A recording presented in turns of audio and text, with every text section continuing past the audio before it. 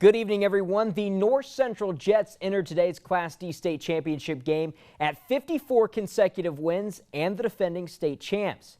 After the contest with the Lakers of Waterford Our Lady of the Lakes, the Jets added another win to their win streak, and they still remain the defending state champs for another year. The Jets fans were waiting for another big start, but that took about 90 seconds. Clay Cenarius sends the offensive rebound out to Devin Cenarius for three. Devin had the game's first 5 points, but then the Jets, they went to work. Bobby Kleiman ahead to Dawson Bilski, a crossover, gets some space, but a hand in his face for three. It drops. Jets grab a 6-5 lead, and the bench, they give a little salute to Bilski's efforts. He had 15. Late second, after Lakers tried slowing down the tempo, Kleiman found Jason Whitens open for three. That forced our Waterford Lady coach Paul Roback to take a timeout. 22-17 North Central. Less than 10 seconds, Whitens is left unguarded. That's shame on them. Drains the triple and scored the Jets' final 8 points of the half. 27-19 Jets. Third quarter, great beginning for North Central. Ekberg to Whitens for another triple. 40-22 Jets.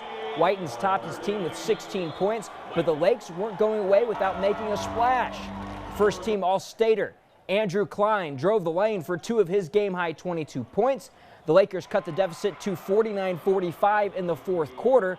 Our Lady missed 2 free throws. The Jets got a steal, then after a miss by Whitens, Morgan Cox missed one of the most important baskets of the game to give the Jets a 51-45 cushion.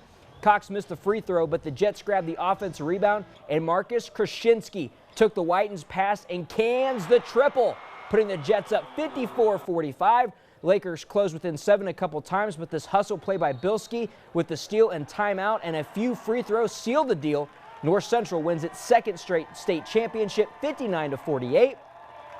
North Central now ties Flint Beecher and Flint Northwestern for the most wins over 2 seasons at 55. The Jets know they beat a quality opponent. Klein's the second best player in Class D in the state of Michigan. We're just thankful we have the #1 player in Class D in Michigan. And the Klein kid was a heck of a player, so we knew we were going to have our hands full with him. We're just hoping that we can lock down everybody else, contest outside shots from their other shooters, and then eventually clean up some defensive rebounds, which we were able to do in the second half. They did a great job defending me. They were in a box and one, so that opened other guys up to do their thing. Dawson opened the game up with his shooting. And once when they got out of that, I kind of got in a little groove, and it felt good. We weren't really running the ball too good or moving the ball well. We weren't really scoring. So when they started to come back close, we knew we were going to have to step up our game. We started working the ball more and looking for the open guy and making an extra pass. I'm lucky enough to not have lost a game on varsity. We just came out, played hard. We knew we weren't going to blow them out. We just came in here and we're like, we're not going to blow them out. So we just wanted to figure out what we could do to stop them, just to get a nice 10-point win or just a little win, just to get out of here with a state championship. And as you can see, that's exactly what we did. So we're more than blessed. Make room for another trophy in North Central's display case. The Jets are 55-0 over the past 2 seasons. That's tied for the 4th longest boys winning streak in Michigan history with a now closed Saginaw Buena Vista. The leader is Chassell from February 1956 through November of 1958. The Panthers had 65 wins in a row, winning 3 straight Class D titles. And don't forget, the Jets also won a state championship in 8-man football this past football season.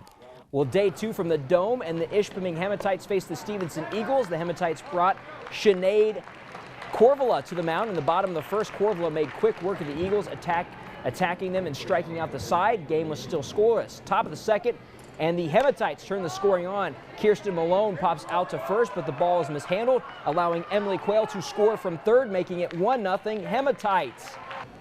Still top of the second, and Corvola is getting runs herself. This is a grand slam to left field. The Hematites were up 6-0. They finally got out of the inning up 9-0. Stevenson did go ahead and get on the board in the bottom of the second. They got little help from the pitching. This pitch gets away, and Haley Truitt is able to score. In the end, Ishpeming grabbed the win over Stevenson 15-6. Also in action today from the Dome, the Gladstone Braves facing off with the Norway Knights. Gladstone strikes early on. Tazi Martinez hits a grounder to third, but the throw goes away from the second baseman and rolls to no man's land, allowing Maddie Kowalski and even Tazi Martinez to come around to score. Later on in the game, Tazi also had a solo home run that was a beauty, hit it to the deepest part of the field. Matty Kowalski would be on the mound for the Braves in the bottom of the first. The Knights would get some payback as Ali Shiski hits to third and Jada Laster sneaks home on the throw. The game was tied at 2. Top of the second, though, and Gladstone is back at it. Kowalski with a shot through the gap, and Alyssa Pauley comes all the way home to score, and she just beats the tag by seconds. She slides in safe. Gladstone goes on to top Norway 8-2.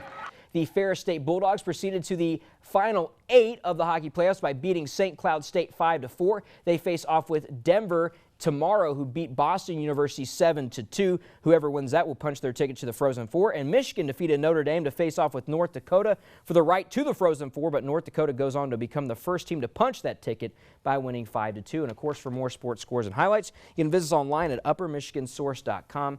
Nick, I wore a little red and black and white for the state champs. I think they deserved a huge shout out. Back-to-back wins, 55 consecutive wins for them, and they're 11 behind the all-time record that was set by Chassell back in, I believe, in the 50s, like I mentioned earlier. So huge shout out to them. They truly deserve it. One of the most entertaining teams that you're ever going to see step on a basketball court. Yeah, it's a day to be marked in history, and they deserve it. Yes, definitely, and they have a chance to make history early on next season. Yep. All right. Thank you, Ethan. You're welcome.